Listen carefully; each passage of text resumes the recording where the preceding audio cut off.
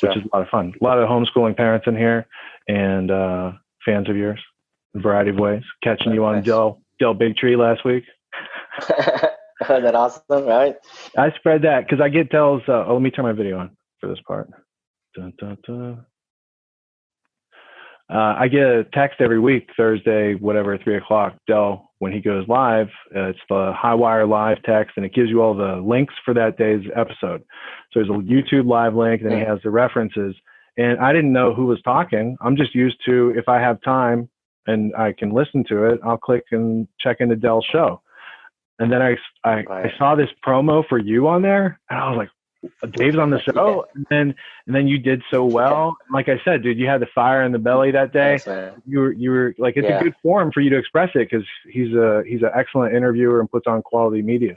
So you did a really good job. He got the fire in his own belly. Yeah, thanks, man. I appreciate that. Yeah, time to cut loose, man, and it was a great opportunity. So we're just gonna keep up leveling, hopefully.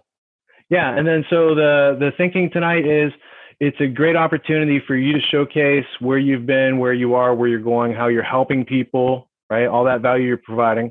And then the Q&A tonight. So out of this, you'll get a video. We'll have it on an Autonomy landing page with nothing else on it.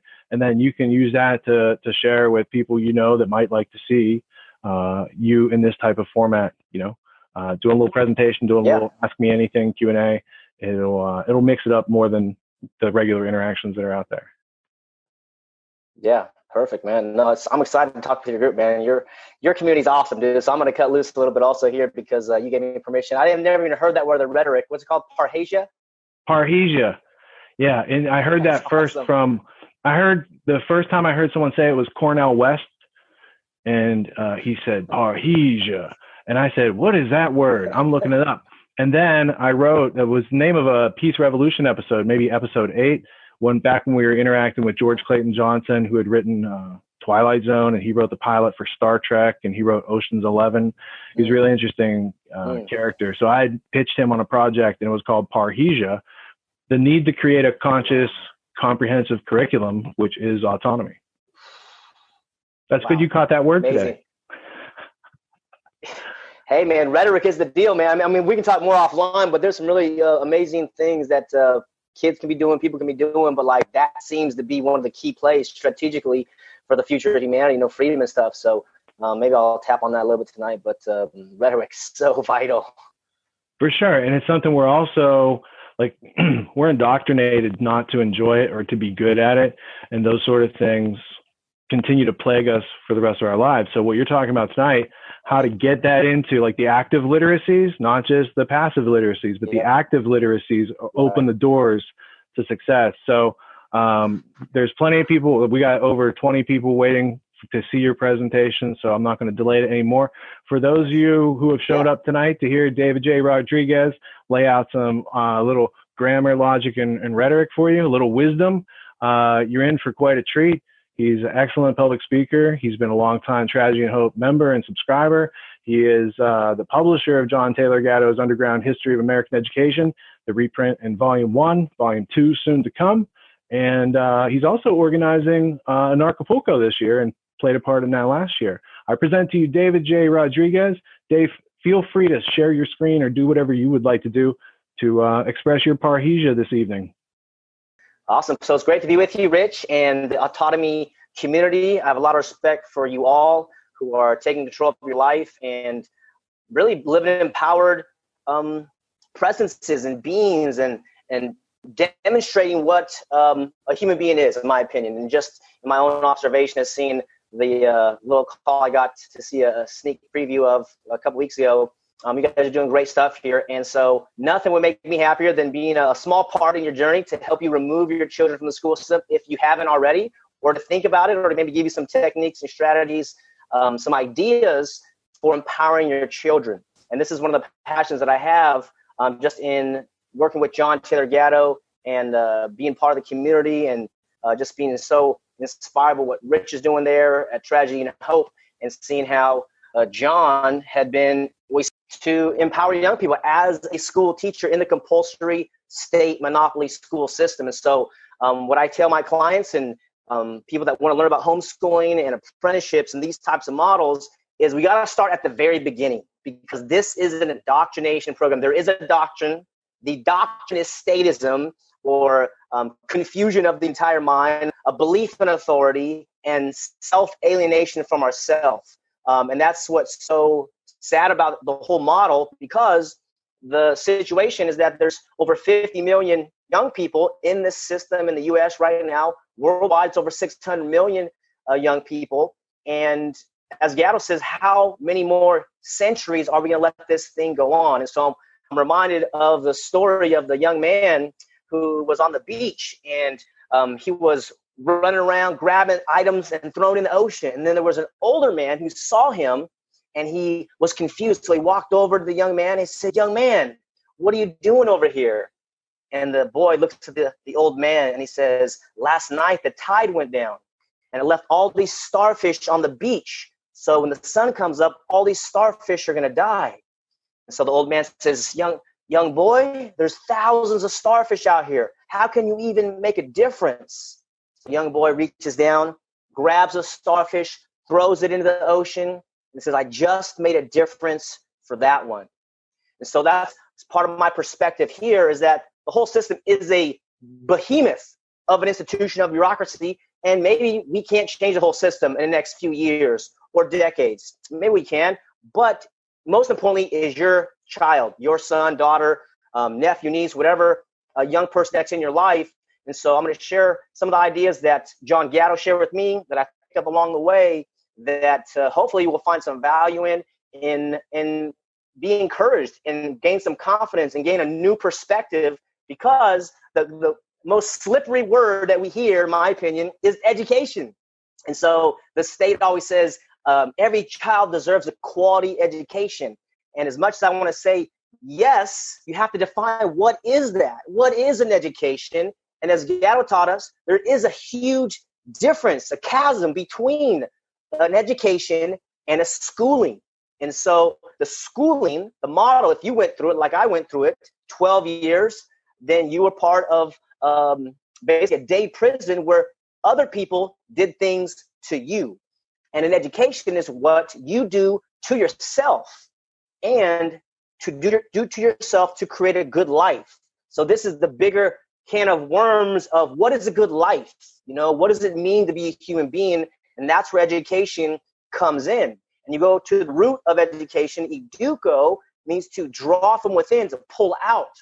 So rather than memorizing all this nonsense for 12 years and then putting on tests and then getting good grades and saying, yes, we're smart and we're intelligent, you want to unfold in front of your eyes, grow. You know, if you plant a seed, let's say you plant an apple seed, you don't say, okay, this is the limit of how high this apple tree can go. You ask the tree, how high do you want to go? I want to go to the moon. I want to go to the sky as far as I can. And so that's the message I give to young people and the parents, is that we don't know the abilities of your child. We don't know what possibilities and potentialities that you have. But as Buckminster Fuller said, every child's a born genius. The challenge is they get de-geniused, trying to please their teachers and please their parents. So then if you have an open source platform, then you can do anything you want. And this is what's so liberating about the voluntary education model, or homeschooling or unschooling. We'll define some of these terms here so you can handle on it. But I just want to emphasize the huge disrespect and immorality of the compulsory school system. And if you do just a little bit of the math, from age 6 to age 18, you're in these buildings, most of them uninspiring, dank, cold, and boring buildings for 12 years with total strangers. And as Gatto says, what could be a more radical idea than that? So the state has effectively stolen 12 years of our life, and they do that by the compulsory attendance laws. So in California, if you miss a certain number of days, they call you a truant. And according to the education code out here, they can fine your parents up to $2,000 or put them in jail for a year. Okay, this is a criminal organization.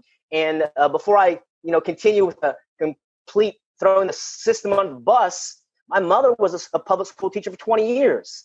And I have family members who are currently in the system as teachers, as principals, who are loving people that I love, people that are nice, good people.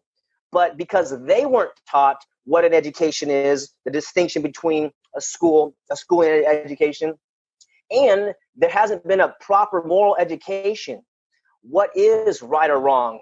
What are the natural rights that we have, the unalienable rights? And so we see tyranny in full force now. There's 5 states in the U.S. that's forced vaccine laws, and this happened in California in 2015. And that's when I started my Education Options Expo, just to provide some options.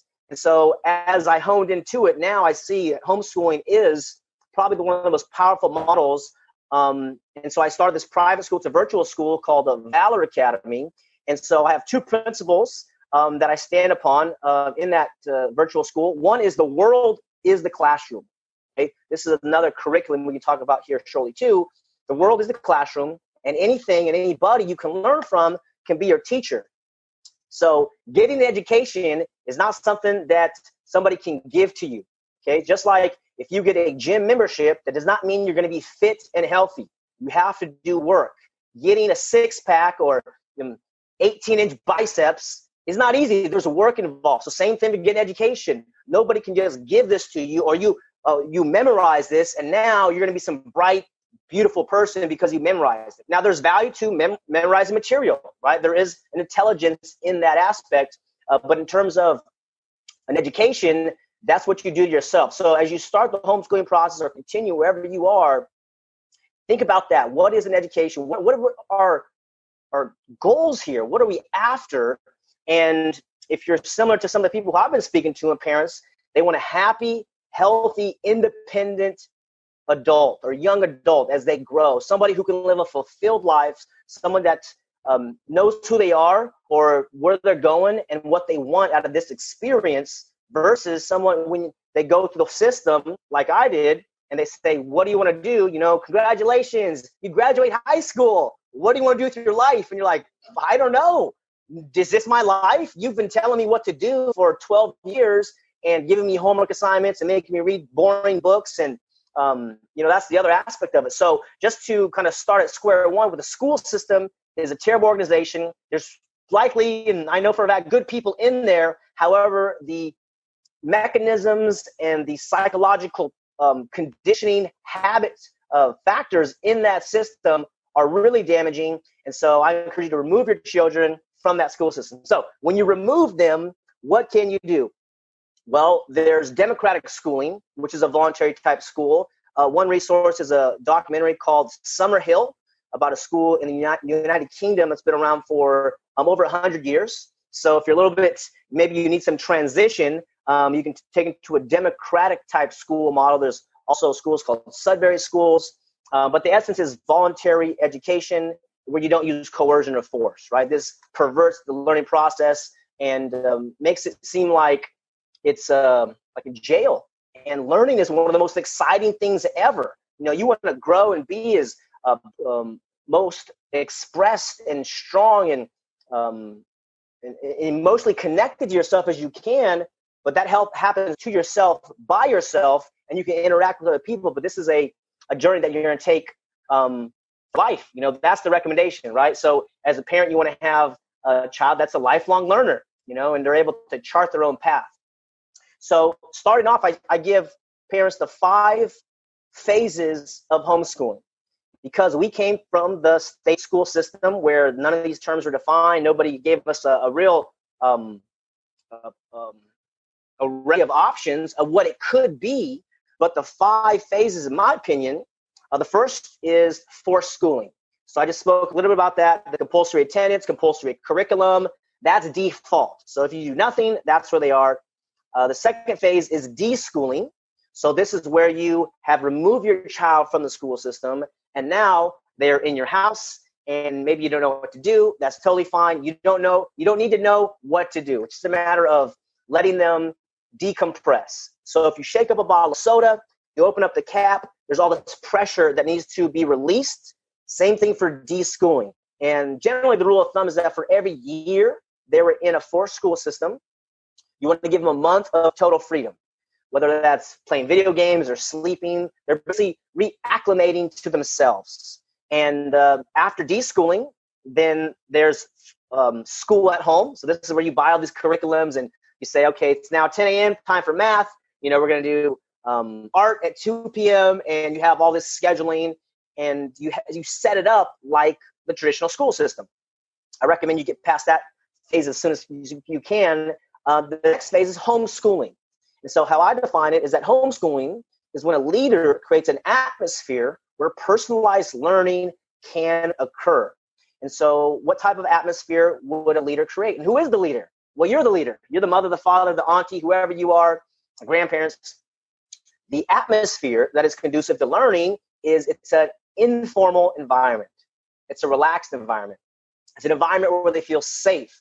It's an environment where they're not going to be mocked for making mistakes. They're not going to be judged for trying something and failing. And so in that safe environment, then they can try things, because if they feel free and safe to try new ventures, new projects, then they'll have courage and confidence to go beyond what they naturally would be limited by. So that's what homeschooling is. And then the goal, in my opinion, is self-directed learning, also known as unschooling. And so this is where the young person directs their own learning. And one of the secrets is that their interests, their passions are their superpower. So humans naturally are interested and curious. We want to learn. We want to figure out what is going on in this body, in this experience, because it's a very big mystery. And any wise person will let you know, we don't know what's going on here. We have some idea, but the more you learn, the more you realize we don't know much. And so that's the 5 phases of homeschooling that you want to start with. And then once you get to whatever phase you're in now, or wherever you're at in the process, thinking, what do you desire for your child? And of course, depending on the age. So what's interesting is that in Finland, which is reputed to be the top schooling nation in the world, you're not even allowed to go to school until you're age 8. And so that means that for the first 8 years, what are they doing? They're playing. The value of play is known by many psychologists and documented in research and studies, so that you can actually enjoy the journey of learning and exploring, just like you did as a child, but you do this through life. So it's not labor. And if you remember in the public school system, somebody give you an assignment, how heavy and burdensome is that when you say, I'm not interested in this? One of the examples for me, when I was a sophomore in high school, they gave me the book, thick book, Jurassic Park, and they forced me to do a book report on this thing, and I have no interest in this book. And that kept happening and happening. And then what did I associate books to? Boring information. And what is known is that that's where the secrets are. The secrets are in the books. If you want your child to be a powerful and potent thinker and being, then hopefully they'll find that love of the books and love of the language and grow into what they want to be for themselves. So the curriculum that I briefly mentioned was the world is the classroom. Okay, so rather than being stuck in a building as a homeschooling parent, there's learning happening everywhere and all the time. And so if you came from the school world, you don't maybe understand that, or maybe you have the preconditions of what is necessary. But for the world to be as a classroom, then everything can be a teacher. Other people, objects, technologies, and we're communicating on the most revolutionary technological device in history, the internet, and we don't have to necessarily go down to the library. Although you can go get the books. There's books behind me. It's a wonderful thing, but this technology has now made homeschooling a lot easier. Although, as I mentioned before, schooling and education are different, and you can't give your child an education. What you can try to do, and what you want to do, is put some salt in their oats for the education, so that they can understand, wow, learning's awesome. And they can do that also when they see you learning.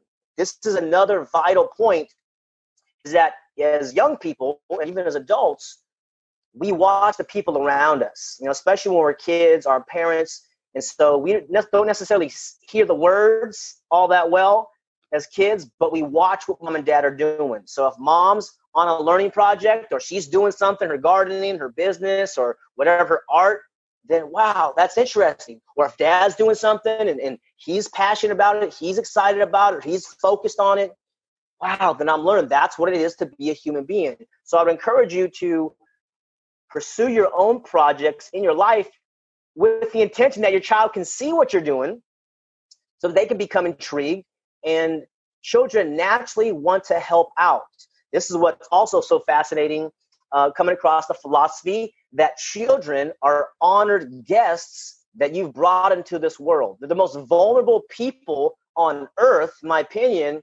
And so they are dependent upon you for shelter and for food and for love and for even for identity. All these things they don't know. They're for the first 6-7 years, they're a pure subconscious mind, and whatever you tell them, they're just accepting. So if you treat them like honored guests, they will begin to understand their self-worth, right? Because if anybody's done transformational type work, personal growth type work, one of the deep questions that we have, and maybe even still now, is, am I good enough? Am I lovable? Will you love me the way I am, right? So if we can understand that soon these young people are going to be out of our house and in the world, whether they move out at age 16 or 18 or 20, what do you want them to have remaining? Because we got this short period of time, very short period of time to demonstrate our love for them. At the same time, it'd be great if they found the passion for reading and for exploration and for adventure and for contribution and service. Those are all wonderful things. But if you start with the intention of, I want my child to know that I love them no matter what. I want them to know that I got their back. If there's anybody who has their back, it's me, their dad, or their mom, or whoever's raising them, then that gives them that worth. So beyond all failures in life, they'll say, you know what? My dad's got my back. And my mom, she loves me. And thankfully, I'm able to say that about my mom, because she's been a rock for me. And just that one person, so even if it's not a parent, maybe it's an auntie or a grandmother or anybody, but somebody has a pure intention, and they demonstrate it to you as much as we can every day or every few days, or the habits that we feel grow and compound. It's that snowball effect. And really thinking, what do you desire for your child? What's going to happen in 10 years? Because I know we get caught up in the moment where they're disobeying or not doing what I want them to do. But if you think about the cycle of education, the 5 phases, where are they at? Are they deschooling? Are they just trying to find themselves? Or do they need a little bit of inspiration? Do they need me to plant some seeds for them, or find out what they're interested in? If they're interested in music, you can kind of plant some seeds. Oh, there's this concert. Who are you watching right now? As strange as it might be, if they're watching some cartoon and they're really into it and they're focused, find out about that character. Maybe you buy them a magazine. Maybe you take them to an event. Maybe you work out some type of opportunity so they can go meet those people. And little by little, they'll see that you're a facilitator. As homeschool leaders, we are the guides. We are the coaches. We are the encouragers more than the teacher. So that brings me to the point of some of my clients say, my gosh, I didn't do that good in school, so I don't feel confident to be a teacher. I say, great. You don't have to be a teacher. What you might consider being is the facilitator, is the broker of the information. And as I mentioned with the internet and these search engines, you have access to so much information. It's just understanding what is an education. And then truly one of the biggest questions that we don't ask, I went to business college, I didn't explore this. What is success? What is your definition of success? One of my favorites is from Earl Nightingale. He said, success is progress towards a worthy goal or ideal. I like that one. And then Coach John Wooden, he said, success is peace of mind, which is a direct result of self-satisfaction in knowing you gave your effort to become all that you're capable of becoming. So those are 2 definitions. what if you create your own definition, or have your young person think about this? This isn't a right or wrong answer. They might have a definition of candy and licorice when they're 7 years old, but when they're 10 or 12 or 16, those things can change, and that's perfect. We're allowed to change as we grow, and this is a natural process of human evolution, of consciousness, and different phases in our life. This is what John Gatto was so helpful for me, is just understand the arc of a life. In my group, I have a homeschool group called Homeschool Leader on Facebook, and so I have at least over 20 curriculums which I've designed to give parents a framework of what are we trying to do here. So curriculum, again, there's a distinction. Curriculum comes from the root course or path. So in the material business or the sales business of homeschooling, they'll give you this stack of books and say, here's a curriculum, and that's what your child should be doing. They should be doing worksheets and doing all these things. If your child wants to do that, great. But if it's compulsory, I would recommend you not do that, because again, like I mentioned, it makes learning unfun. However, I gave you the World as the Classroom curriculum. The next curriculum is called the question curriculum. The purpose of the question curriculum is to help your child learn to ask good questions, because all knowledge is just the answer to a good question. So if you ask good questions, you'll be in pursuit of those good answers. And what's amazing is that these young people sometimes come with genius questions we don't know. And here's the best thing about being a facilitator, a homeschool leader, or someone who you might consider to be educated, is we say, I don't know. What do you think? Where can we look? Who can we ask? What do you already know about the subject? Right? These are some of the starting points of a new subject area if your child's exploring these areas, and you can ask questions back to them. So the purpose of the question curriculum is to ask good questions, because soon as they start to have confidence in their own ability to track down information, track down people, get doors open to them, and hack the system, they'll say, oh, wow, I can basically get into any opportunity I want to if I'm persistent and I am nice and polite and am patient, then I can get in there. So that's another curriculum. The other curriculum, which parents have really found value in, is the presentation curriculum. So this is something that Rich and maybe all of you guys are familiar with, is the rhetoric to present. So as I mentioned before, every child's a genius. Buckminster Fuller and many other thinkers, and by the way, in history, have identified young people as genius. But if we don't have the words, or if we have the words but we don't have the confidence to go out there and speak it, whether to 2 people or to 10 people or 1,000 people or 500,000 or whatever your platform is, then it's almost beneficial to us, right? But if we want to have a great career, have a great impact, then we want to serve other people. It's truly being a person of service. And what Albert Einstein said, he said, don't seek to become a man of success, seek to become a man of value. And to give the value, you got to be able to present. So the purpose of the presentation curriculum is to help them become oral presenters. And this is really, I would say, easier to do when they're younger, because they're less self-conscious. And so what is it? When your child comes up to you and they're 5 years old or 6 or 7 or anywhere else in between and above, Daddy, Mommy, and they want to tell you about something, whether it's a butterfly, whether it's the coding program they're doing, whether it's, anything can happen, they're trying to express to you that excitement, that enthusiasm is one of their gifts. And so whatever you're doing, I encourage you, if you're not, fully focused on them, to take a minute, turn to them for, give them 2 minutes, give them 3 minutes to say, tell me about it. I want to know. And you focus and you get very present to the moment with them and tell me about it. And then you listen and you let them tell you about whatever they want to tell you about. And then you can say, wow, that's very interesting. Thank you. Now you can give back some of the information they give you. That was, I didn't know that. Thanks for telling me that. Or I would have heard that story if you didn't tell that to me. What does that do for your child? It's not fake self-confidence. That's not fake self-esteem. That's real. That's from their heart. That's from their spirit, that they told you, someone who they can trust, someone who they love, that whatever the topic was, not only was somebody interested in me, but I was able to deliver something to my mother, my father. And so you do that week in, week out, month in, year out. By the time they're 10 or 12 or 14, they're going to have immense confidence, not based on fluff, but based on competence, based on ability to do that.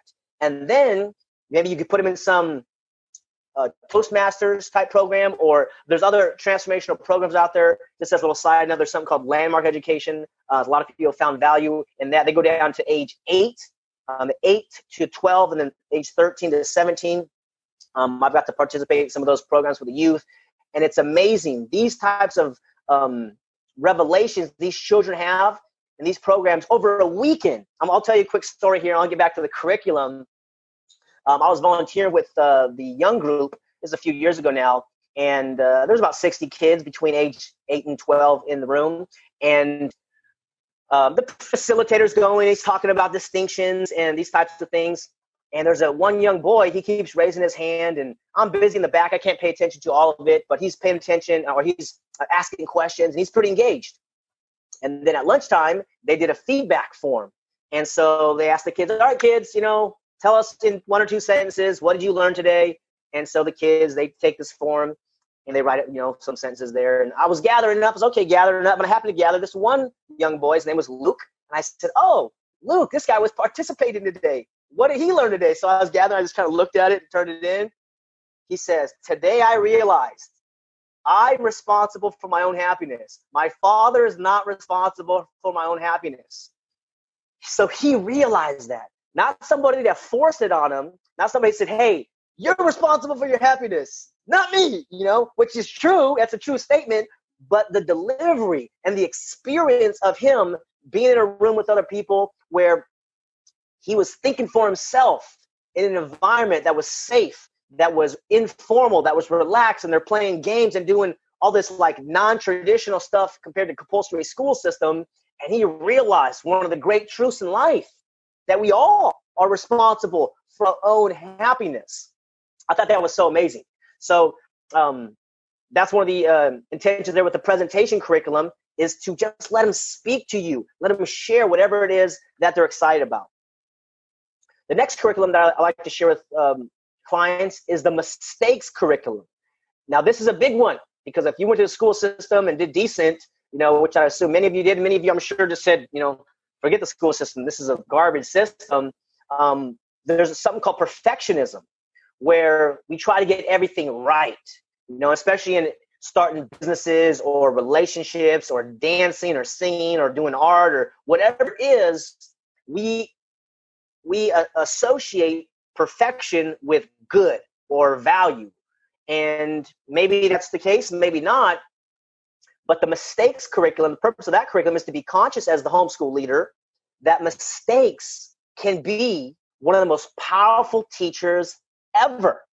Because if you succeed, whatever your child's doing, then what did they learn? Well, they learned some good stuff, and they'll keep doing that. But when they fail, or when the project doesn't work out, then that's like what we call adversity, right? This is where the challenge comes and everything's reflected.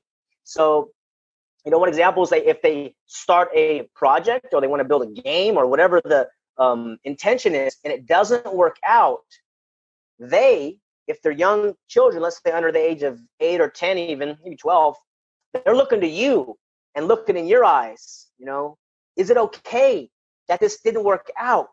Because if you say, oh, you tried to build this house, this Lego set that didn't work out, that's a little bit exaggerated, but if something falls or breaks, it's like, what's mom or dad going to do, right? This is another conversation, although similar, with peaceful parenting, right? So if you are someone who believes in morality and peace, I would say you are.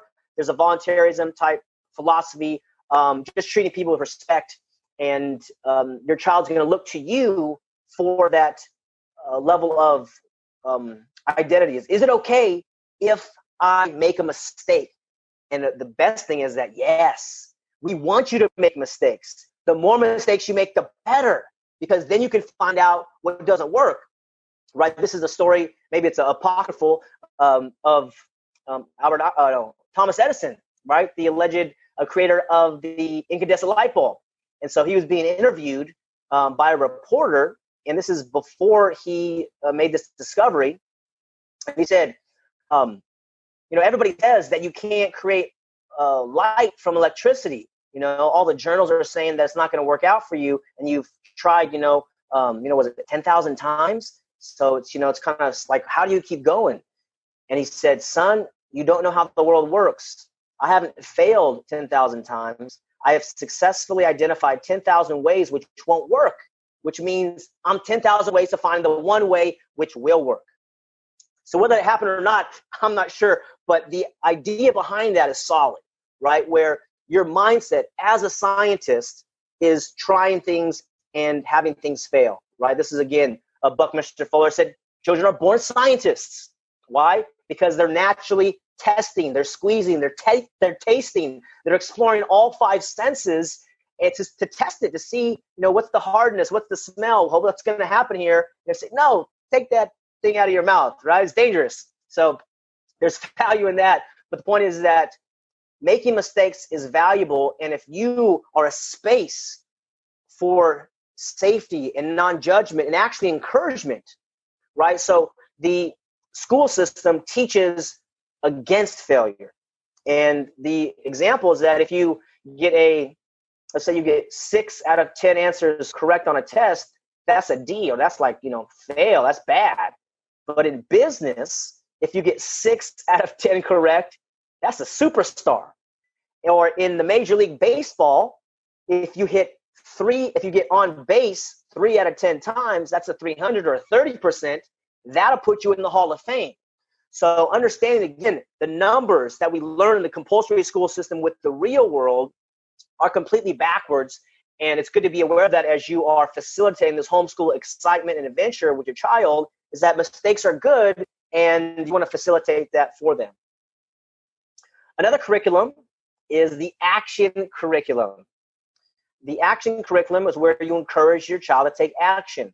Again, all these habits that we learn from the school system makes us not want to take action because of judgment, because of fear of being accepted.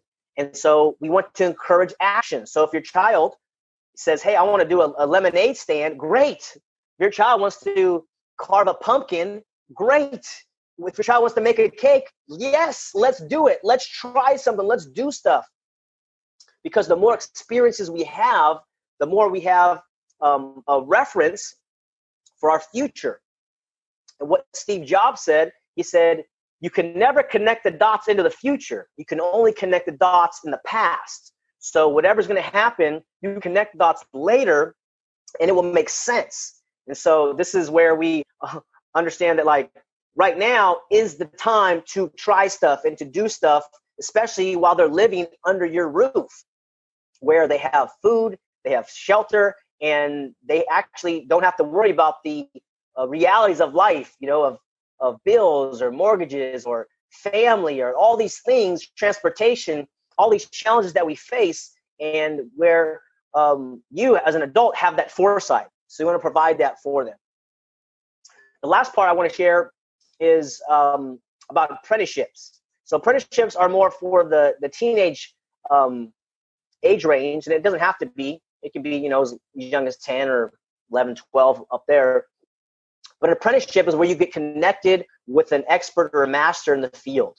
And I do believe that apprenticeships going forward are going to be one of the key models for learning, just because knowledge is doubling. I think they say every 13 or 14 months now, knowledge is doubling on Earth.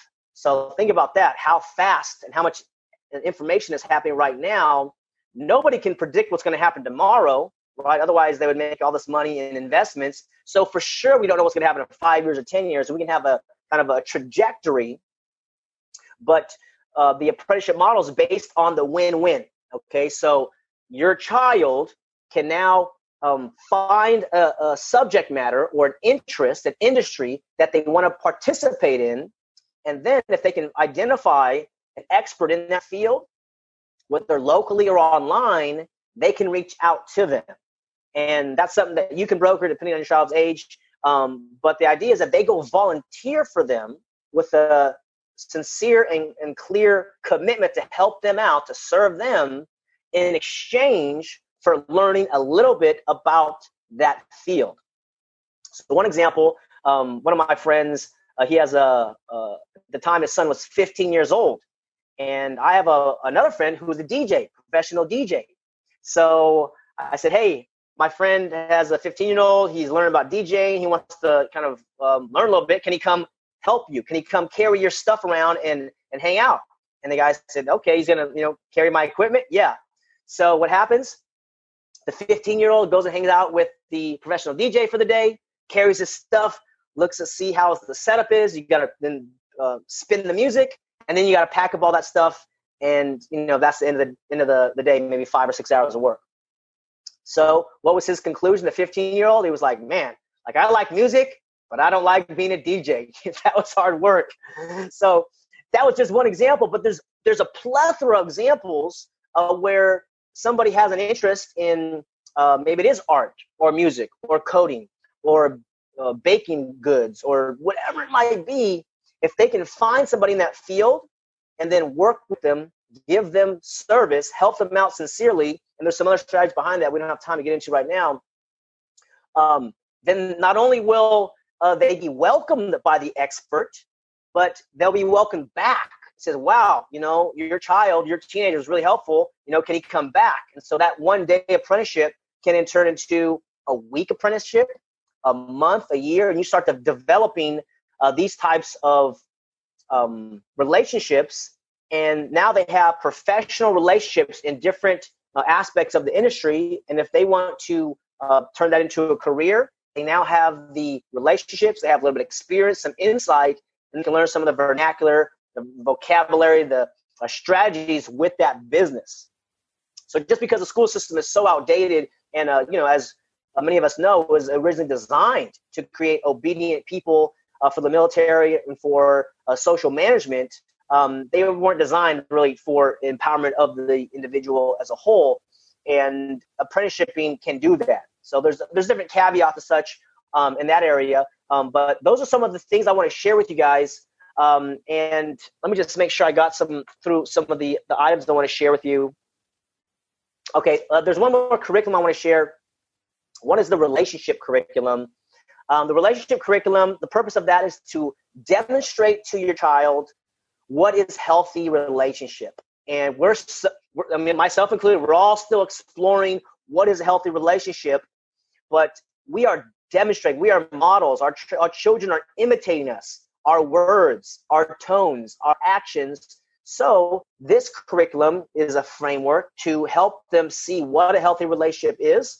And maybe like yourself, I had to learn what this is. My parents love me, but how about, social relationships, peers, maybe opposite sex relationships, business relationships. What is a healthy relationship? And to have that purposeful conversation. And the short of it is you want to have a win-win, right? It's got to be mutually beneficial as best as you can. And then that way, nobody feels like they lost something, right? You want to give. And the intention there is to be a giver, right? So this is whether you believe in the Bible or not, there's some good wisdom in there. Is that to give than to receive? It's true, because we're trained again in the corporate economy and kind of consumerism. We want to take, we want to get, we think we're trying to get things. However, when we give and we are abundant, then we feel that kind of joy, that connection of not being in lack, not being in scarcity, but being someone of value. And that's innate in us. I gave you that Albert Einstein quote, but I want to give you another example of value, because that you have $1 in the bank, or you got $1 million or $100 million in the bank. Money is just energy. It's important, it's an important energy, but the real value is in your life. And so someone had taught me that your body is valuable. So if somebody says, hey, I'm going to, I'd like to make an offer to purchase both of your eyeballs.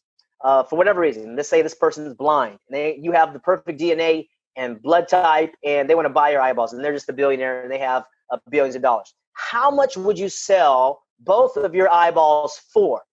Would it be $1 million or 5 million, 10, $1 billion? I'll tell you right now, I would not take all the money in the world to sell both my eyeballs. I like this experience. I like to be able to read books and to see the sunset and look at my family's face, the beauty of roses and butterflies and these things, right?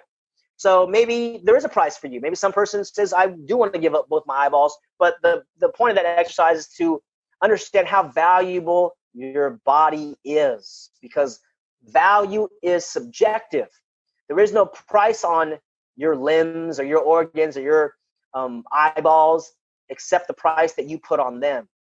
So this has to go back to knowing somebody, hey, I'm a valuable person. If your child can get that at a young age, you have given them a lot, because they don't have to go through the life and feeling in relationships, oh, I'm not good enough, or this person, has some type of advantage over me, or they're superior than me. And maybe skill-wise or competency-wise, they can be, but from a human value aspect, from a core value of your worth, each human, in my opinion, is so valuable beyond belief that no price can take the place of a human being, right? And this is why it's so important to attend funerals of your loved ones and people that you care for, so you can remember our own mortality, which, again, I have another curriculum for that. I was mentioning it briefly just because it is, I would say, pretty visionary about helping your child. So the mortality curriculum is let's understand the arc of life and understanding that we're not going to be young forever. There's aging process, which is great, beautiful. It makes life worth living. And one of the ways they can understand their own mortality is reading biographies, autobiographies, and the short version of that is to read obituaries. So if in your local newspaper or periodicals, you can see, oh, this is a great person. And it's one paragraph or a few paragraphs, and it says, oh, this is the person, this is where they're from, this is what their education was like, and this is how their story went. Oh, wow, that's good. And if they can just begin to see, wow, that person has a story, and now the story's over. And that person has a story, and I'm learning this from their biography, and now the story's over. This is the book about their life. And soon they will conclude, I am writing my own story, which is one of the famous quotes. Gatto's got so many that he mentioned. You either write your own script in life, or you become an unwitting actor in the script of somebody else. Whew, how powerful is that? So helping your child discover that for themselves. You can tell it to them, but it's easier and I would say more empowering if they can discover that for themselves. So, wow, I'm the author of my life. I am creating this with each action that I take, with each decision that I make, and I'm in control here. And there are so many things I don't have control over, which is truth and difficult sometimes, but my emotional state, my actions, my words to the best of my ability, I'm in control of that. And I can kind of chart my own path, chart my own course, and then you can create a life that you love, a life that is fulfilling, a life that perhaps will leave a legacy for them or for yourself. And these are some of the bigger questions that we can get into perhaps in the question and answer section or even now. But those are some of the things I wanted to share. Some of the framework of what is an education, distinguishing between those, what is homeschooling, some of the curriculums, because it is scary. I know it is like one of the scariest decisions in your life to pull your kid out, and now the education is in your hands, but ultimately it's not in your hands. Your child is yours. Perhaps you would see yourself as a guardian or a protector or a trustee, something like this. But really, the mystery of life is that they own themselves and that you can help them and you can encourage them, but really it's up to them. And if they feel safe with you, then they'll come with you with honest questions. They'll come with you and genuinely seek answers from you of the most maybe mundane things that you might think of, but having that safe connection, that trust is golden. There's not a price that trust is worth breaking, in my opinion. So that's the other part of it, is to be truthful as much as we can with young people, whether it's the birds and the bees or mortality or finances or the world as it is, right? There's a lot of crazy stuff happening. Forced vaccines is a really important issue for me, to be truthful with young people. You don't got to scare them, right? And this is a kind of unrelated topic with, Greta Thunberg and speaking about climate change. We all want clean air and water, but they put in fear in these kids, the school system, and in my opinion, to galvanize United Nations, bring some carbon tax, and hey, if you want to do that and voluntarily, fine, but please don't coerce that out of me. But the point is to not have it be used as fear, used as a way to tap into that innocent mind where they genuinely want answers, but to speak truth to kids, I think is a really powerful aspect of it. So those are some of the core cornerstones, Rich and team there, that I wanted to share. I'd love to open it up and see if anything resonated, and there might be some questions that we can bounce back and forth and see if we can have a nice kind of after presentation conversation here.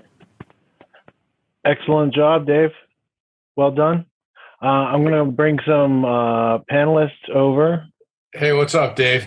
Thanks for the great presentation, man. This is Bobby Boyce. Absolutely, man. I don't know how to start my video, I guess like this. Hey, you guys have met probably at Acapulco then, because Bobby's been to Acapulco and Dave's been to Acapulco. Maybe you guys have bumped into each other in real life. Yeah, I was down at the 2019 in Acapulco.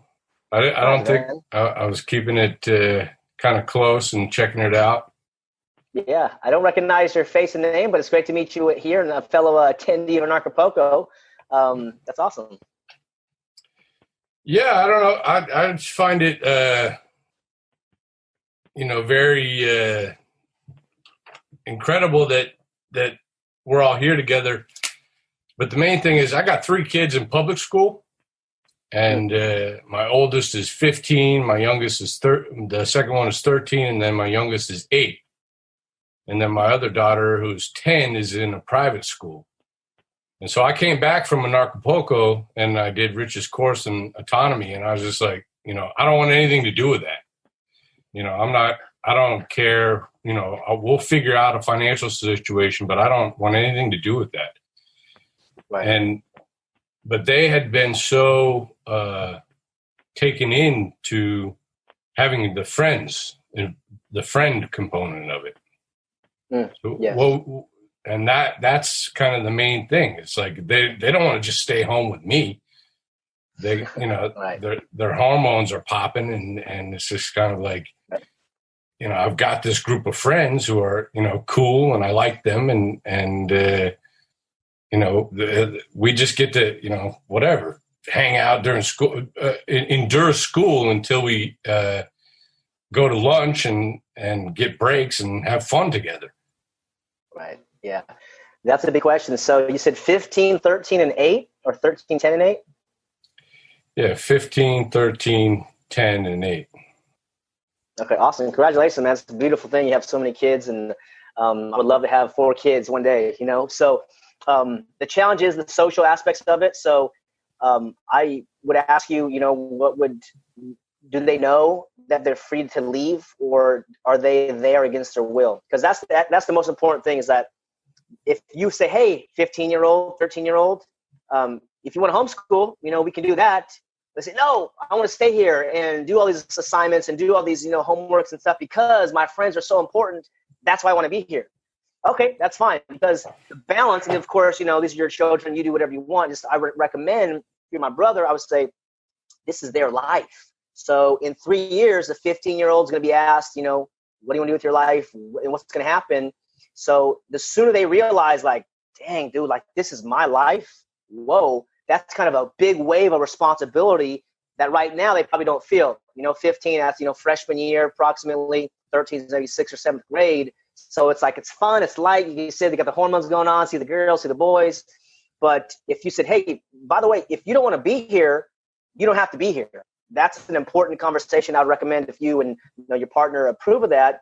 The other aspect of it, I mentioned Valor Academy.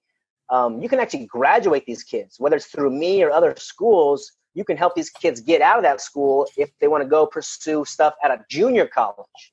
So at a junior college, there's still, young men and women there.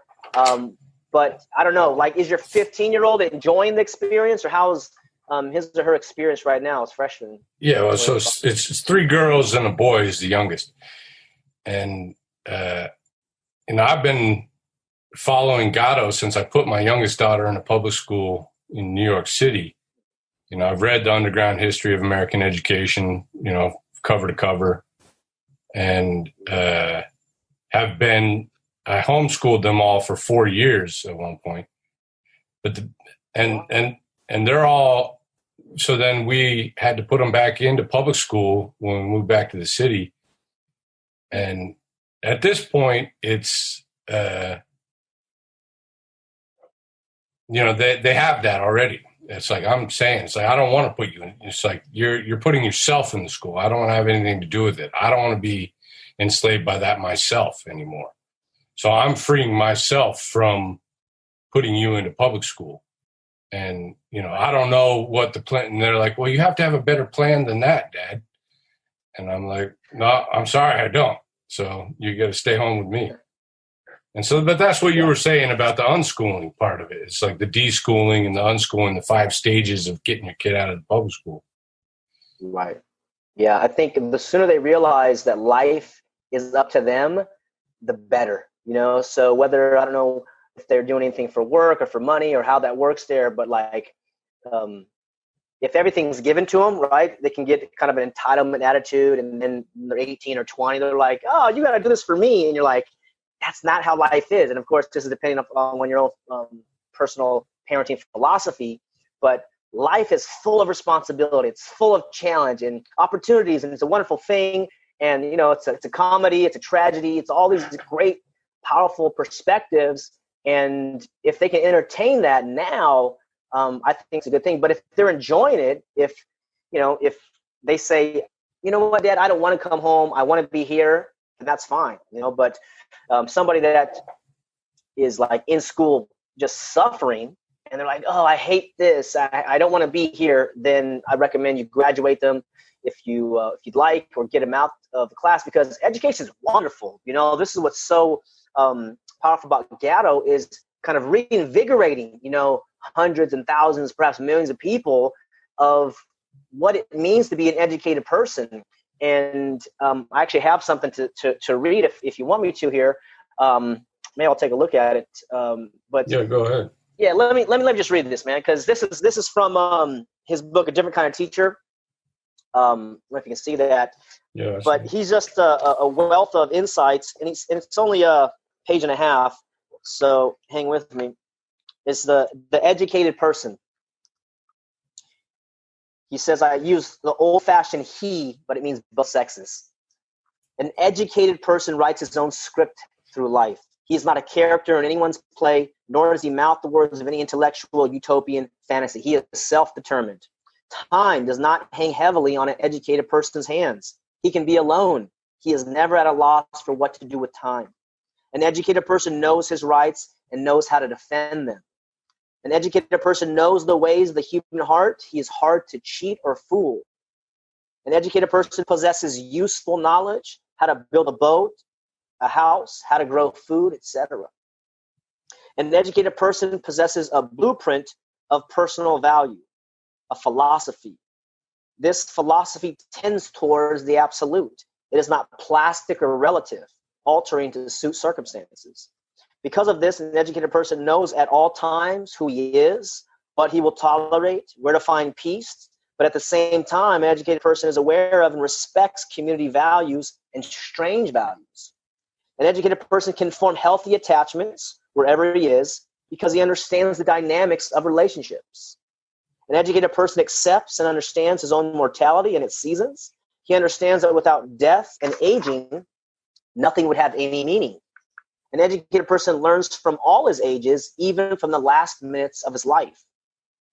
An educated person can discover the truth for himself.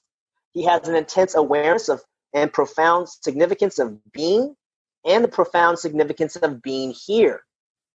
An educated person can figure out how to be useful to others, and in trading time, insight, and service to meet the needs of others, he can earn the material things he needs to sustain a wholesome life. An educated person has the capacity to create new things, new experiences, new ideas. So that's just a page and a half there from a different kind of teacher. But that alone would have been helpful for me just to read that. And I can send a copy over to you, Rich, if you don't have that. You probably have that book there. But as a teenager, to come across the realization of life and all the facets of it, and you don't understand these things overnight, but just those seeds. But the social aspect is powerful. If they have interests, passions, you can put them in different clubs that are interesting to them. But for the young person, the 8-year-old and the 10-year-old, it's really up to what your intentions are of or how much freedom you want to give them.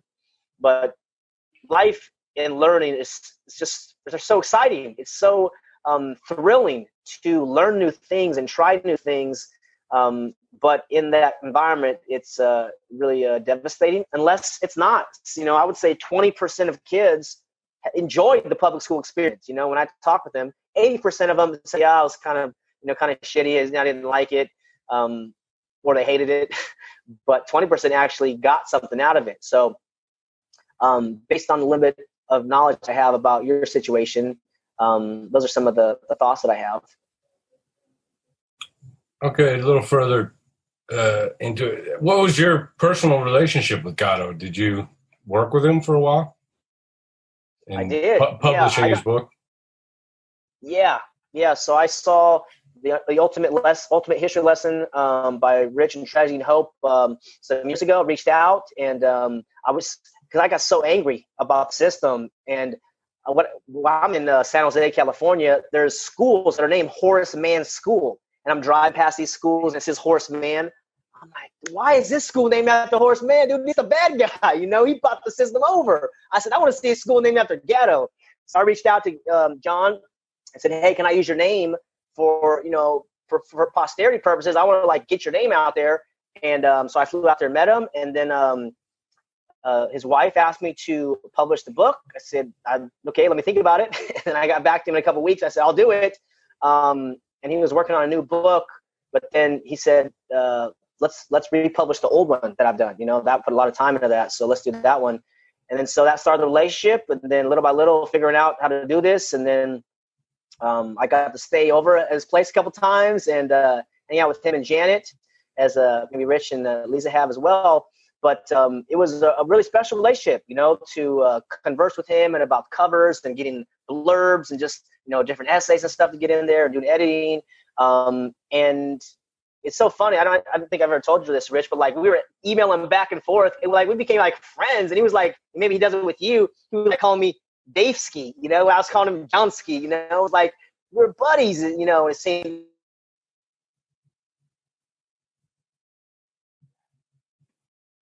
Him as well, man, see what you did for him, through the ultimate history lesson is just amazing. I just am so grateful for you guys. So it's just that's how it worked. And so now we're on the next phase. And I didn't mention this also in the little talk here, but he said in 1995, one of his talks, the talk from I can't remember the name of it right now, but he said, it's no longer debatable. No, these kids are suffering.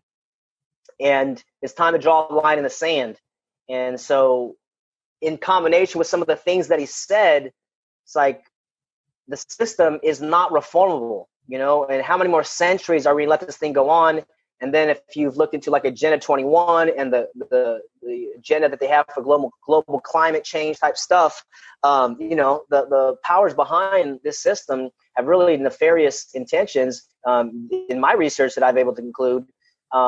So getting the kids out of the system is one of the most revolutionary acts and saving graces, for the mind and the emotional life of a child, to get them out of what they're trying to do. They're really trying to make the herd and get rid of the individual, make some collective group, and really just delete the personal identity and uniqueness, which is so elemental and fundamental to the human experience. And it's just great, that Gatto lived. And so this is something called the Gatto Project we'll talk about later, but just to get his name out there and help kids get out of the school system I mentioned the story about the starfish. It's like, probably can't change this $600 billion business, in a couple of years. Might take a few decades, or some generations. My buddy wrote a book called Understanding Your Slavery, and he calls the state intergenerational organized crime. And so I delivered a speech in Vegas a few months ago called Intergenerational Freedom. And I think that's one of the things that really excites me about homeschooling and unschooling, is to help them understand natural rights, help them understand you own yourself and you have rights and value that the state didn't give to you, whether it's nature, evolution, or God. There's something that's in us that is value beyond what the state is and their corporate fiction and what they're doing. So the younger that a person can realize, like, I am, whether child of God or child of the universe, whatever, I'm special, and everyone is special, but I have a uniqueness and I have gifts to give the world and things to help humanity. I want to contribute to the human race. These are some of the ideals that the teenagers can really get a hold of and shoot for the stars. That's what some of their advantages are right now, is they have energy and they have very little responsibility.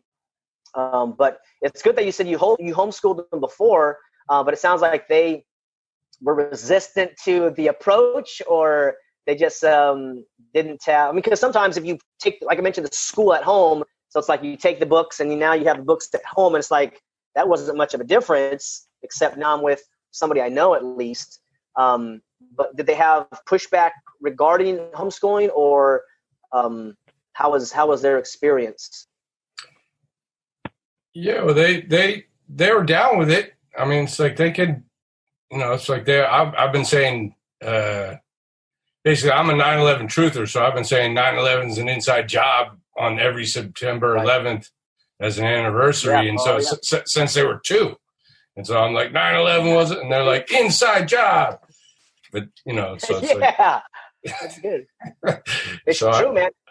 So a part of the homeschooling curriculum was watching Loose Change and getting their take on that when they're 6 and 4, and Nice. and so my oldest daughter, she's like, yeah, that's I can't be anything else but controlled demolition, and so there's been that, but there's also getting into the school system and seeing the friends and the social aspect of it. It's like, I'm not you have to create that. I mean, that's kind of like the Anarchapulco situation. It's like where you have 1,000 people there, and it's, people are alive and vibrant and all like, the other thing is wrong. Or it's just kind of like that. It's that behemoth that is just the Walmart eating everything, which is, I guess what I was going to, further mention to you about my Anarchapulco experience is the thing about money is energy.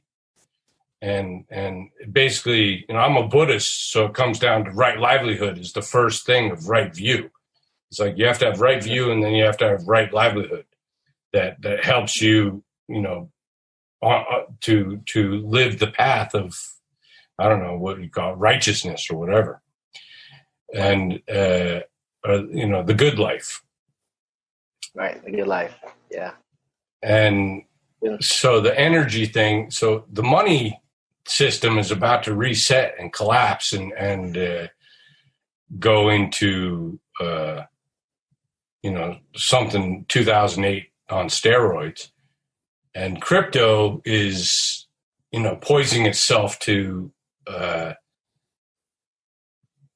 take the place of that. So what I would just wanted to see what your ideas or thoughts on the new energy that's going to come around through that. Yeah. So I'm glad you mentioned 9/11. So that's really important. So there's these psychopaths behind, doing that, whoever would do that. And then, about the Federal Reserve System, the phony money there. So imagine you're those guys, right? And you're not a dumb guy, you're a smart guy. So my insights is that they're going to try to transition whatever it is, whatever the next system is, they're going to try to be behind that. There's some speculation about Bitcoin, whether it's governance behind that or not. I haven't been able to conclude that. But that power to print money, right? Money is 50% of every transaction. That is extreme economic power. And, with fractional reserves, they print it out of nothing. They type it in a computer, and then we have money. So they know how powerful that is. So, I think it's time, and this is, for later, but I think there's going to be more people trying to live with each other, like communities, tribes type situation, where you want to have moral, peaceful people around you, so that when the stuff hits the fan, at least you're not going to be attacked by the zombie horde, who are programmed and conditioned and don't have a real connection with themselves, their own humanity. And whether it's barter, trade, silver, gold, toilet paper, cigarettes, whatever it is. And I think food's going to be the next currency too. So planting seeds, growing crops. Really, I think it's going to get down to fundamentals of survival, food, shelter, these kind of water, these types of things. So, money can be any type of form. As I mentioned, value subjective. And if, you look at the history of monetary policy, what Voltaire says, he says all paper money eventually becomes what it's really worth. It's useless, it's worthless. And so I think that's going to be a strategic move when that dollar crashes and people are burning dollars for heat. It's going to be a very dangerous time. So to have good people around you, whether it's digitally, better to have a digital community than nothing. But I think physical community is going to be in high demand. So I'm looking for my own land and acreage and water sources and things like that. Not to be kind of a doomsday person, but it's an economic inevitability, that this money is going to become worthless. So that's what I would say is, whether it's crypto or other types of currency, something's coming for sure. I'm in agreement with you there. Just a matter of how to prepare and, I would say make alliances, make good relations with people as best you can. And then when it goes bad, you have some people to call on. I got some buddies to say, hey, it's bad. What are you doing? Okay, what are we doing? Let's put our heads together and see if we can help each other and, set up some type of physical community rather than just being digital only. That's funny because we had a 4-hour impromptu get together last night on Discord with Brett Venot, and it turned out talking about preparedness and the mindset and the things that one does, right? Bobby, also for your edification, there's an interview that we did with Dave Rodriguez called Tragedy and Hope Casual Cafe back in 2013. So you want to see how far he's grown in the past 6 years. And Dave, for your edification, I think we also have footage of your first meeting with John and Janet. And I don't know where that is, but I'm pretty sure we shot footage that day and that I did review it at some point. We just never did anything with it, but it's on a drive someplace. I'll get that to you because I think you'll get a kick out of it. Yeah, I would love to take a look at that, man. It's you guys have been putting out good media, and this is why I have a lot of gratitude for you guys, because media is the key thing. I think being able to connect and get this out there. And it sounds like you said a good conversation with Brett Venot. You can have a conversation and record it and get it out to people, and then you can look at it later and learn from it and share it with other people. Kind of duplicate the efforts and the messaging. That'd be interesting to see some of that old footage. The next person who had a hand up, I'm not sure if he had a question or not, but it was Jim Hood. Jim, are you available in Hawaii at this time of day? Let's see. Oh, there he is. He's coming off mute. All right, can you hear me? Yeah, can you turn up your audio a little bit? Oh, yeah. Actually, let me plug in. It's actually coming through your phone. That's all. It wasn't going through your headset. When you went for your phone, I heard the static. That's why you sounded quiet. Makes sense. Can you hear me now? Yeah, but it still sounds quiet. Very quiet. Dave, I'll cut this part out. Don't worry. Okay. Yeah, no problem. Sorry about that. Or somebody, maybe Tyler will cut this out. We'll see. We'll see how my luck works out. We'll keep trying. Hold on a second. Pull out the big gun. Great. He's got a big gun to pull out. He's got a real microphone. How's that? That sounds loud and clear. That's what Dave wants to hear right there. Okay, let's see. Oh, can you hear me now? Yeah. Can you hear us? I could hear you. I'm giving him a thumbs up. Can you hear me? All right, I Yeah. can't hear you. Just a second. Sorry about that. Those darn audio drivers. But I have full faith in Jim Hood because he's a PC fix-it type of guy, but he's using a Mac, so it should be even simpler.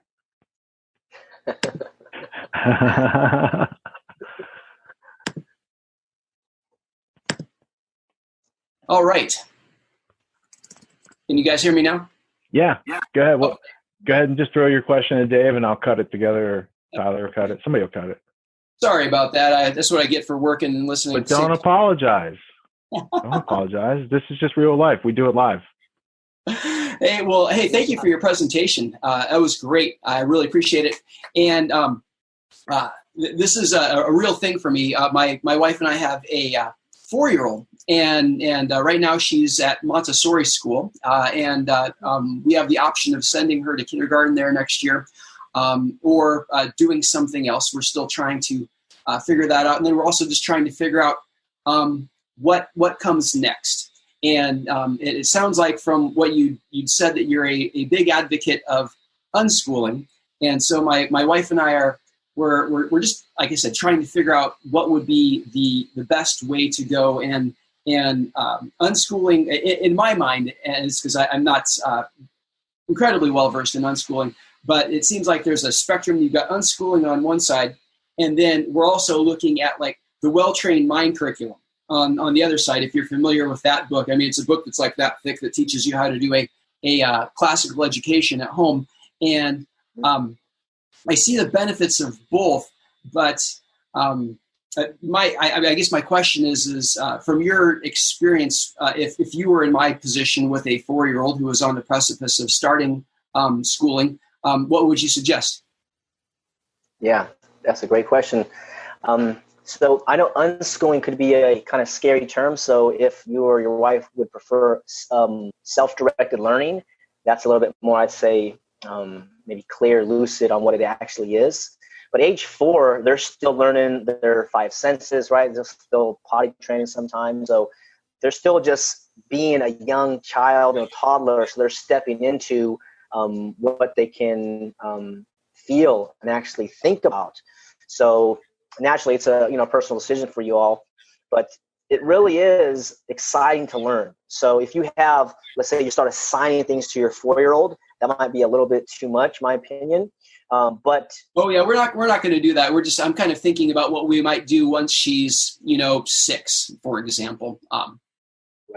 Right. So at this age, I would start paying attention to things that make her eyes light up, things that make her get excited, and perhaps keep like a diary or a journal about those things, because those things generally will tend to show up later.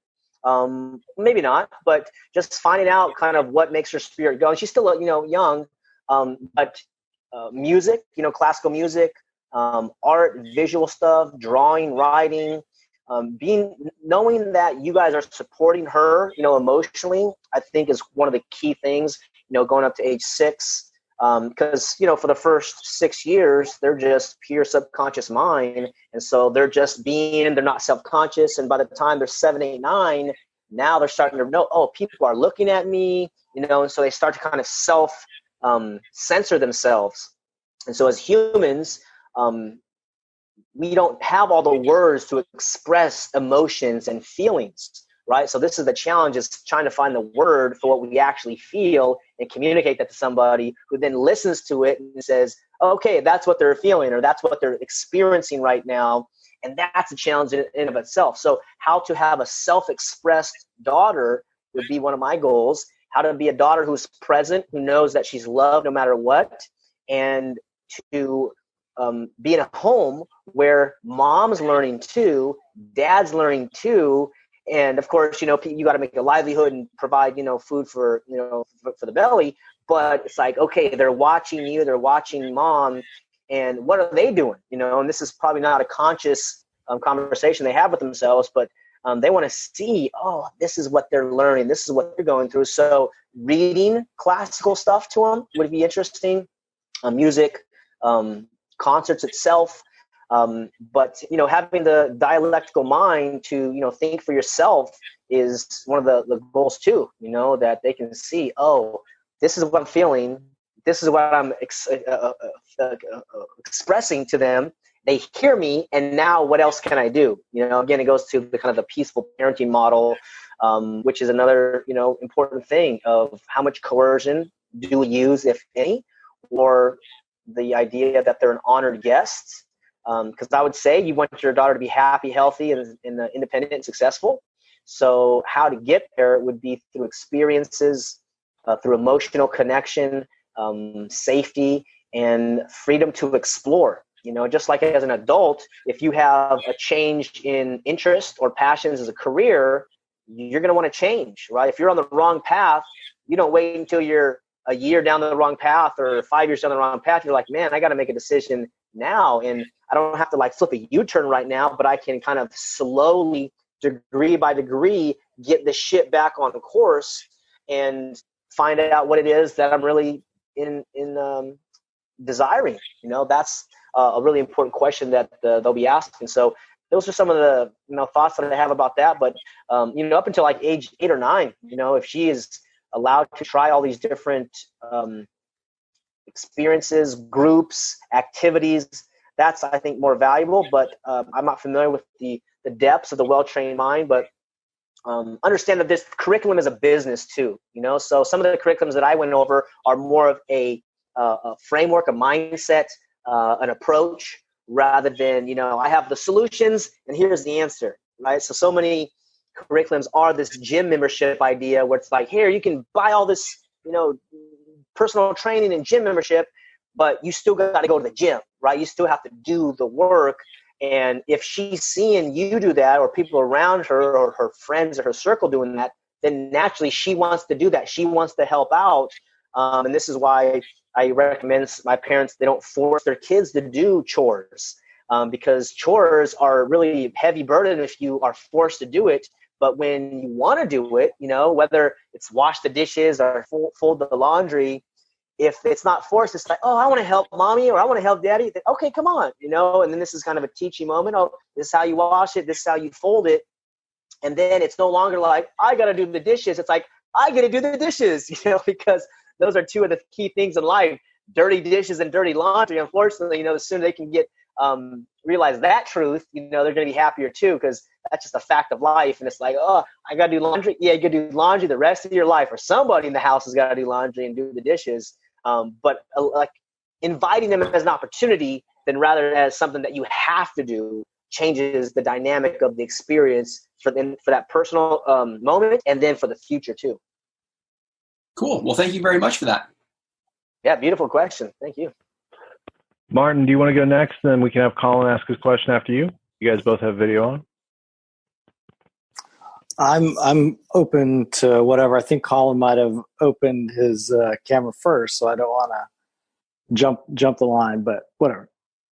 So I don't see Colin jumping in, so I'll go for it. Well, Dave, thank you so much. That was an excellent presentation, and definitely resonated with us a lot. I just wanted to bring up something interesting. I thought I had an experience today. So we have two schooled children, or unschooled, or whatever. I've got two boys, 14 and 16, and we had the exact experience that you discussed, because our 14-year-old had a lot less school than our 16-year-old did. And so it took a couple of years, I would say, to really get deschooled for the older one. So those stages they happened for us maybe even longer than you were describing. But I have, one of my friends has a daughter that she's just got her master's degree, went through the requisite 15,000 hours of school. She got her master's degree, a new teacher teaching 7th grade, and she's literally had this for a year. And I just happened to be in conversation with her today, and the first thing out of her mouth was she's already trying to figure out what she's going to do next because of how much she dislikes school. And what she realized is she's a cog in the wheel, and that essentially she's just teaching for for the test, and she really is not having any impact in the kids' lives except forcing them to do what she's telling them to. So, I think it's not only difficult for the children, but the teachers. I mean, do you have any experience with that? Yeah. So I kind of missed something there, but the 16-year-old, or who's the one who's been teaching? No, I'm sorry. It's a friend's daughter is teaching. She just graduated with her master's like a year ago, and is now, discovered a year into teaching 7th grade that she just almost can't stand it, and is already talking about how she finds her exit plan.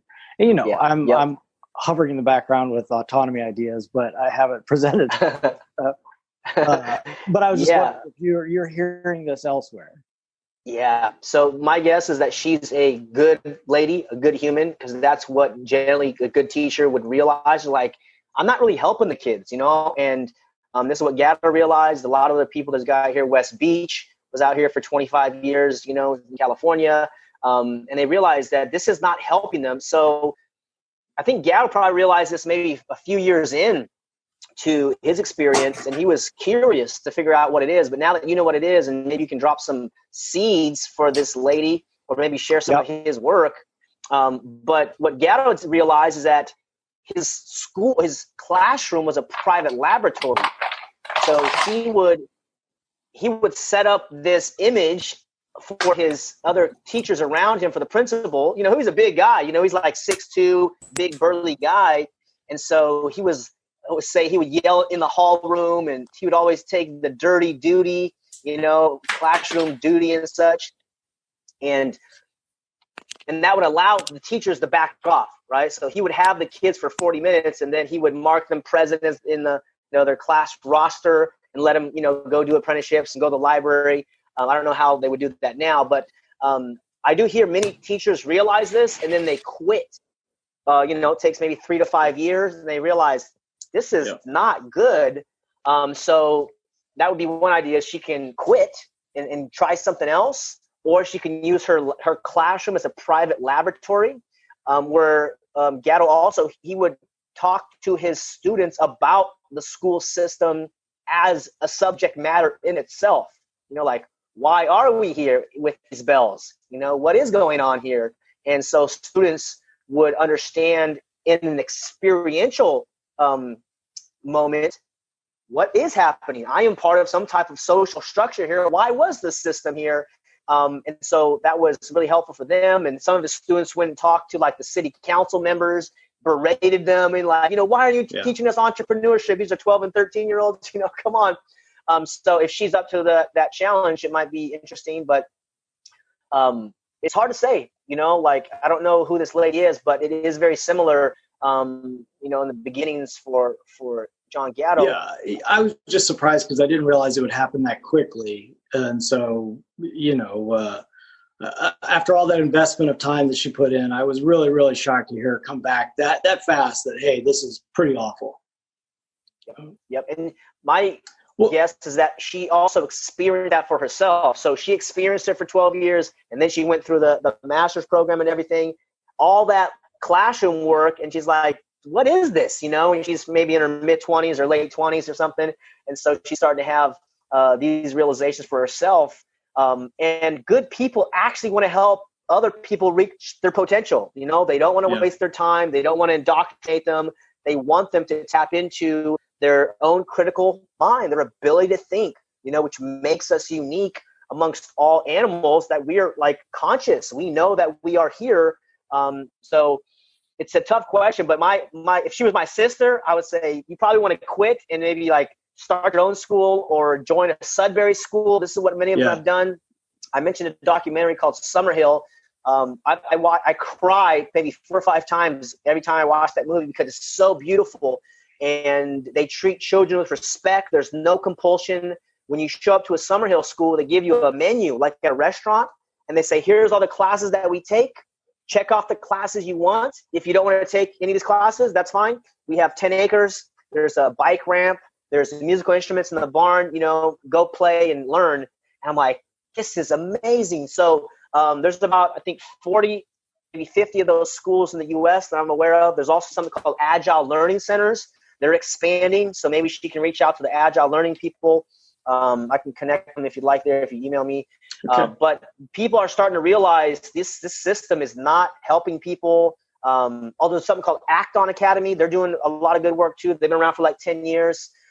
They got some really cool stuff. So these schools are popping up. They don't get mainstream attention because when you remove your child from the school system, you're now reducing the money that the district gets from the state, because they get their money by average daily attendance, which is tied directly to the truancy, where they fine you and they say they can jail you. I mean, it's a really corrupt criminal organization, in my opinion. And good people realize that. So it doesn't mean they have to leave the education business, but why stay in a system if you know you're going to be kind of the black sheep in there and you're not going to be welcomed by the principal, by the superintendent? There's even a documentary that is called The Cartel. I think Rich interviewed the director there, but he talked about how it's a gigantic racket, and he showed, cases where there's billions of dollars missing.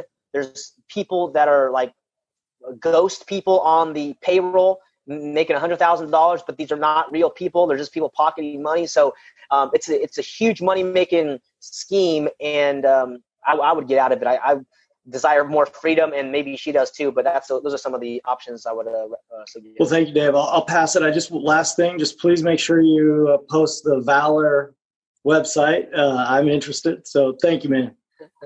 Yeah, you bet. Yeah, nice chatting. Excellent. That was a good question. Good observation. Good advice. I like it. Next up the bat is Colin Dixon, and then we got one or two more questions after that, if you don't mind, Dave. Yep, absolutely. Yeah. Hello, Dave. Nice to hear from you. Is my audio good? Am I nice and clear? Sounds good. I'm having some bandwidth problems, so if I cut in and out, it's because the bandwidth's not real good here today. Yeah, I hear you. You guessed. I taught when I first graduated in the early 80s, then took about a 24-year holiday from teaching while I ran IT businesses and so forth, and went back to teaching relief in 2009, end of 2009, Western Australia, and then did teaching up and down the coast of WA. Quite enjoyed the relief teaching, and I'd early in that stage I got to know some of Richard's work and Brett's work on School Sucks and John Taylor Gatto's work. And so as a relief teacher, you turn up at 9 o'clock, you have 5 hours of teaching or 5 hours of kid contact, and you leave at 3 with no care or responsibility. So I was doing a bit of guerrilla teaching, and that was fun. Quite enjoyed that. Yeah. And in Western Australia, when I started, you were getting paid about $500 a day, which is pretty good money for somebody who was cruising up and down the coast living in a caravan. Wow. And $650 when I stopped. But for the last 3 years, I took on some full-time teaching with all the marking and the roles and the expectations, and totally became a whistleblower in that category. And it took them a while, and they, after an intensive 12-month campaign, they sacked me. And now I'm blacklisted and can't teach anymore. But congratulations. Yeah. So I thought I'd just give you some observations of what you're saying. I think the Australian systems, although we've adopted the Common Core from the States, is ahead in that we're probably 5 years ahead of where you are in totally destroying education. I don't see that government schools can possibly last another 5 years in this country. It's getting so bad that the kids are now running the schools. You say 20% the kids, here it'd be less than 10, and even the good kids who are doing some work and actually learning something are getting so bullied and pushed that they don't enjoy the process at all. But the peer pressure there is pretty immense, and they still turn up every day. They don't, the truancy is quite large. Class sizes of 30, you'd expect 5 to 8 kids to be absent every day. usually the same kids, and they of course they fudge the figures. Oh, in fact, something interesting I just saw in the paper a week ago. They are about to implement facial recognition for marking roles for attendance. Interesting, hey? So That's terrible, man. They've just invested $500,000 to adapt the technology to do that. But from my observations, if the kids are running the school, everybody's being bullied. The teachers are the bottom of the tree in terms of authority or power. The kids can bully the teachers. Parents can bully the teachers. The administration can bully the teachers. The kids bully each other. Yep. If your kid's not being bullied in an Australian school, that means they are the bully. And assessment is it's all about marking and passing the test, teaching to the test. They allow teachers on the bulk allow students to cheat in tests because high marks in tests mean you're a good teacher. Teachers who mark fairly and fail kids, they get rid of them. That was one of my problems. I'd have a class that failed 28 of them because they couldn't do the work and wouldn't do the work. But the homeschooling community here, and I'm looking at that a bit in Australia, they run programs with their kids that are basically they're doing the Common Core work at home. Right. And that's the way they kind of run it. So we've got the other options. Yeah. I was going to say the state understands the power that the school is. So even some of the homeschooling out here in the U.S., the family will homeschool, but it's an online curriculum. They do the online called K-12, and there's other ones too. So even though the kids are leaving, they still want to indoctrinate them with these status ideas and with their global citizen initiatives and all these different programs. Nothing to do with learning how to think for yourselves, maximizing your human potential, finding happiness, creating a life of contribution and growth and something that is exciting.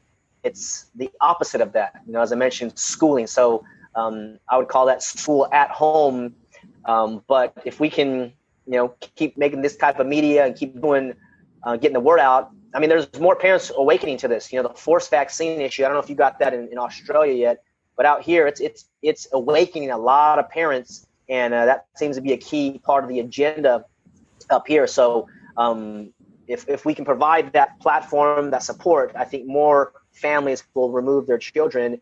And then the next conversation that I'm having with some activists out here in California, the vaccine activists, is doing homeschool cooperative, where this is where you link up with other parents, and perhaps one parent is kind of the guide or the supervisor for a day, and then they go to Susie's house, and they go to Karen's house, and then John's place, and so kind of have some kind of round robin and working on how to do that.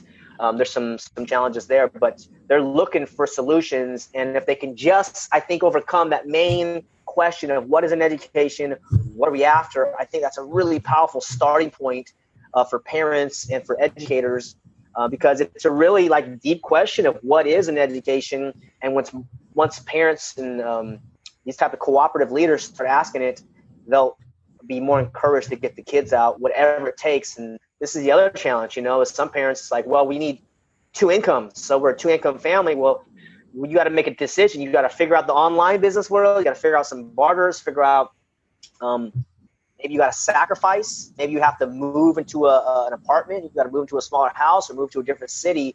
You got to make some difficult choices. But I think since the child's mind is probably the most valuable thing that they have, especially in the family, apart from the love and the trust, it's worth the sacrifice, So if they want to live in an RV, there's families doing this called world schooling, traveling the country and caravanning. They can learn a lot doing that too. And if you maybe take your retirement money. I mean, there's a lot of different options, but it's a drastic time, a revolutionary time to be alive. So revolutionary solutions are needed. Evolutionary, perhaps, is the word, to grow and transcend this corrupt institution that cannot be reformed, doesn't have a conscience, and will happily put your child through the grinder and fit them into the hole that they were designed, the school was designed to put them in. Yeah, I'm still here. Yeah, the other thing that's quite concerning is the sexualisation of the children, the amount of pornography they have access to. Currently, this gender fluidity agenda is where it's quite cool. I've been teaching feminine girls who identify as a boy because that's cool, and they get a lot of special attention for that, and that also makes them special, and they the teachers have to tiptoe around that sort of student to be very, very careful what they say. You can get sacked by having a rational conversation with them, so you just have to support them and blah blah blah. It's just that side of it's dreadful. The gaming, many of them are addicted to games, so the kids are coming in after playing games till 3 or 4 o'clock in the morning, and they come in, they're hungry and they're sleepy, and they're sleeping in the classroom. And it's not a few; it's a lot of kids are doing that sort of thing. Yeah. So their psyche, their development, their thought patterns, their touch with reality is just not there. They live in a virtual world. They've all got devices. They're on their phones during the classes because the school tried to ban phones from the school, but that didn't work. The parents said, no, my kid needs his phone. And you've got rules where they're not supposed to use phones in the classroom, but you've got no power, so you can't enforce that sort of thing. So the whole thing is just decaying and breaking down. And, that's what's happening. Yeah. Well, they're not going to give it up, so it's not going to fall apart on itself. I think they're going to ran it to the ground as far as they can, until parents do something. I don't know about Australia, but I know in the U.S., the schools are funded by property taxes. So that's another violation of natural rights, where you purchase your house, but then to rent the land back to the state, you got to pay 1% approximately back to the state. So the house is paid off, but you're paying 1%. That 1% property taxes, most of it goes to school district, and it actually funds the school. So as I mentioned, it's a gigantic money-making scheme. And if you're making hundreds of thousands of dollars a year, millions of dollars, then you like the system. So although kids are being destroyed, emotionally, physically, intellectually, the system doesn't care. It's so compartmentalized. The left hand doesn't know what the right hand is doing. Everybody wants a paycheck, and this is what the union is about. The U.S., the largest political union, is the National Education Association, has 3 million members, due-paying members, and nobody wants to mess with the teachers' unions, right? Because it's all about the kids, right? And they pull on your heartstrings, and the teachers aren't making enough salary and all these things. It's like, okay, well, they should make good money, but it's a compulsory environment. It's coercion. This is the number one problem of it. And what about the kids? Isn't this about the kids? This is about the teachers now. It's a real serious problem. So unless parents do something, this system is going to keep going, or unless there's, I would say, local or regionalized property tax protests or strikes, they're going to have plenty of money. So this thing's going to go until it's defunded, or until parents do something drastic. But it goes back to the analogy of one starfish versus a lot of starfish. Forget the whole system. Your child, finding whether you have cousins or children or family members in the system, that person is most important than all these other people in relative terms. But the system is such a money hungry and distribution factory that it's going to keep going. So I recommend parents, if you can, pull your kids out, or at least provide the option. As we were talking to Bobby earlier, as long as they know they have freedom to leave, then that's step one, because part of personal responsibility is knowing that you're in charge of your life versus some other person who says you have to do this. It says, no, I don't really have to. You know, the humans want to be independent and strong and self-reliant. But if it's drilled out of them, then they're dependent and they don't know these things. So yeah, you brought up a lot of good points. You know, the sex curriculum, the Common Core curriculum. But here we are with solutions. So let's focus on these. Try to get the word out. Invite people to, whether it's Gatto stuff or my stuff or anybody else's. You know, there's alternative education resource organization in New York. They got some good stuff, but there are solutions. So pull your kids out if you can. That's my advice. Yeah. The union, I've found out so much about the union since I've had my trouble. They teachers, that's what the union fees are. So it's $1,200 a year income. The union executives and people usually come out of the education school sector to work in the union, and they work in the union, and then their promotion path out of the union is for some cushy job back in the education department, in administration. So they're making sure they keep in good with the boys in the education department. So the union is just a wing of the administration. In WA, I went through the budget, the 2016 budget for education, and did pull some sums out of it. And they spend 8% of their budget on teachers' salaries, 8%. So 92% goes into infrastructure. They employ more people on administrating the school. And administration are just the deputies and the principal and some secretarial staff. And then they've got the head officers that run all their programs, which take out most of their budget. Right. So that they spend on schools. So the other half goes into their propaganda machines. And every year it increases by 3 or 4%. So massive amounts of money. Yep, huge amounts of money. That's right. So let's get them out of there. let's defund them. Let's pull the kids out. Good question, Colin. I'm glad your internet held up long enough to get that all through. Next in line for questions, I think, was Ryan. If he's ready, if he's got video and he's able to unmute, go to Ryan. All right. Am I muted or am I on? Oh, you're on. You're unmuted. We can hear you loud and clear. How are you doing? I'm good. Thank you very much. David, thanks for your words tonight. I don't expect a absolute solution for everything, but I'm here in California as well. And we have a 6 and an 8-year-old, and we're doing an ALC, an Agile Learning Center, a couple of days a week. And they've actually had problems at the ALC because of screen time for the kids. It's been open season on video games and stuff. And I have, like, my 8-year-old doesn't want anything to do with it. She's more than happy to be outside running around, and that's all that she wants to do. And my 6-year-old, he just loves the Nintendo Switch, and that's what he wants to do. And we've been just trying to figure out what's best for him and best for us as far as screen time goes, and how to have that conversation with him. And have, I guess my question is, what do you recommend, and what have you seen works best?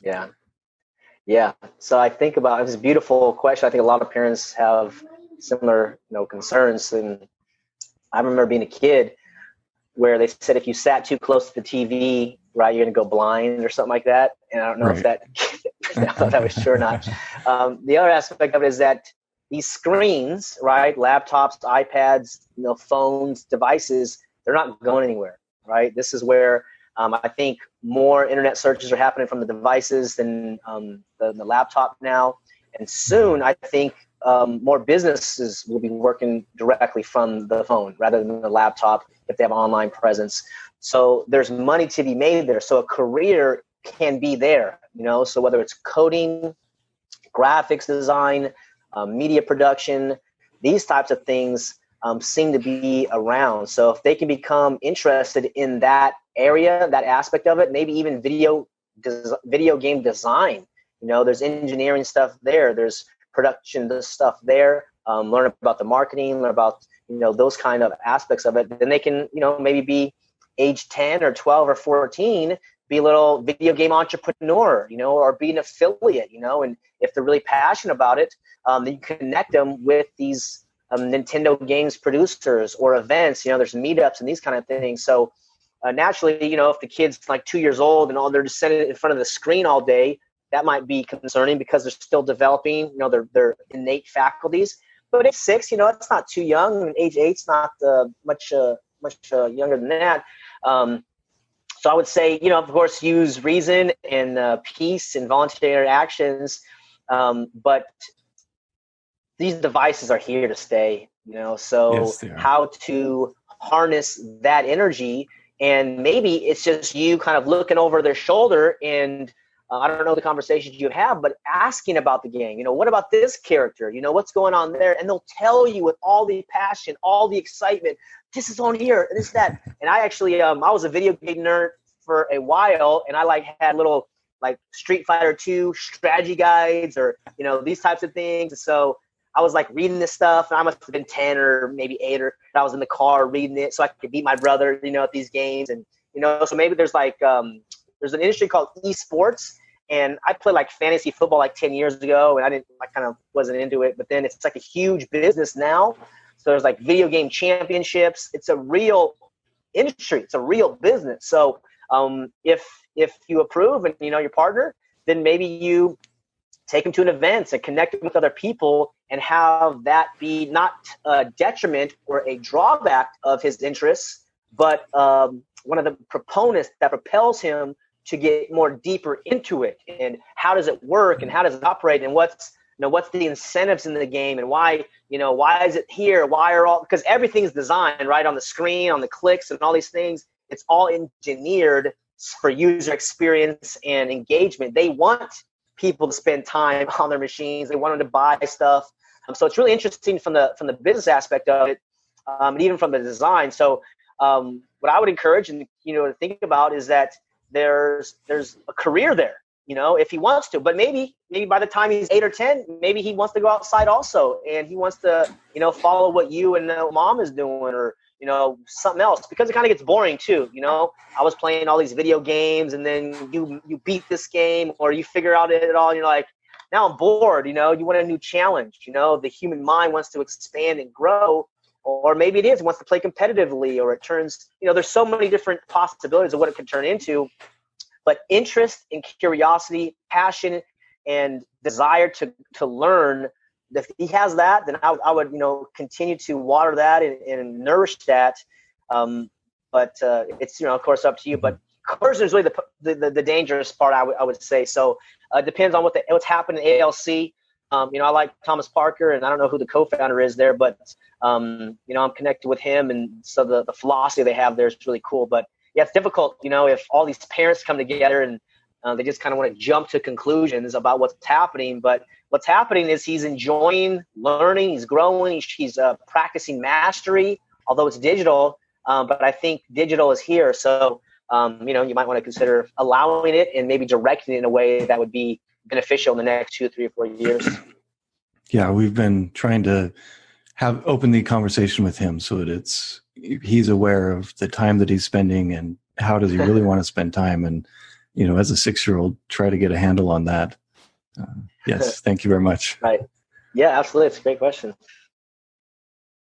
I like the answer too. It's a great question. It's a real-time interactive situation. And the thing that came to mind was kids go through stages, and so what they might like right now, they're not going to like necessarily in a couple of years, but they might come back to it if they got value from the thing they're engaging in at any given time. They can call upon those experiences later in a useful way. So I think that's good. And it has been a great way for him and I to connect. He likes playing with me, and we've been able to do that together. I think there's probably folks on this call who play Minecraft with their kids and other video games, and they could heavily relate to you, Ryan. Yeah, I'm a big gamer. Ariel, do you have the next question? Because you typed it out, but I figured you're here. You could just ask. I don't know. It kind of disappeared when you put me on as a panelist, but it's okay. I remember it. So anyway, I'm a guy who's kind of like healing from all the trauma against the stupid school system. You know, they gave me like a learning disability. Well, I said I never had a learning disability. They had a teaching disability because they were morons and I was smarter than them, but that's that. Anyway, so here's thank you. Here's the real problem. You know, like all these people talking about like economic inequality and how the rich have so much money, they're missing the elephant in the room. The elephant in the room is that these schools are disenfranchising us because they're making all of us economically illiterate, financially illiterate. So I don't know if you've also been a victim of the schooling system. Like what are the best things to do to kind of get you out of this, you know, economic illiteracy, you know? Right. Absolutely. Well, one of the best books that I didn't get in business college is by Robert Kiyosaki, Rich Dad, Poor Dad. I would say that book probably is worth more in value and use than my business degree, which was, 5 years. But really the two distinction in that book that's helpful is understanding the difference between asset and liability. And an asset is something that puts money into your pocket, and liability takes something out of your pocket. Very basic, but helping young people understand that they are president of their own life. They are CEO of themselves. So they might, have some job at McDonald's or a restaurant or something temporarily, but the mindset is I'm president of this body, of this mind. So what do I desire out of my life? The other aspect of it is if you take the example earlier of like your eyeballs being valuable, your body being valuable, you're already a billionaire. You already have immense value, strong value. So then how to convert that into cash, into liquid, there's a bridge there. There's a gap. How do you figure that out? You have to give value to other people, right? Sometimes it has to do with like relationships. For example, if you look further into a job, it's really what value are you providing for the employer that you're working with. I got some good news for everybody. I managed to ace my interview at Best Buy, and now I'm going to be waiting there until Monday. But like Amazon all these online retailers have been killing just like regular retail. But I think the value is that if I can give like a good customer experience, really relate to kind of like what they're talking about and what they want. And that's kind of like the feel of being in a physical store, buying something, as opposed to being online where you don't have that one-on-one interaction with the person, that kind of thing. So if I start doing well in that job and providing them with value, maybe the money that I'm accumulating, I can use it to buy something that puts money into my pocket, because I can't really buy an asset without first having a job to make the money to get that asset or something like that. Yep, absolutely. Yeah, it's a step-by-step process. And this is the funny thing too, like, you see these guys that are super wealthy and successful, and you might even hear the term overnight success. That's all TV baloney. There is no overnight success. Right. You plant the seed, and it takes 4 or 5 years before you get a apple from the apple tree. Right. So then people can come over and they say, oh my gosh, this apple tree was successful overnight. No, 5 years ago, somebody planted it.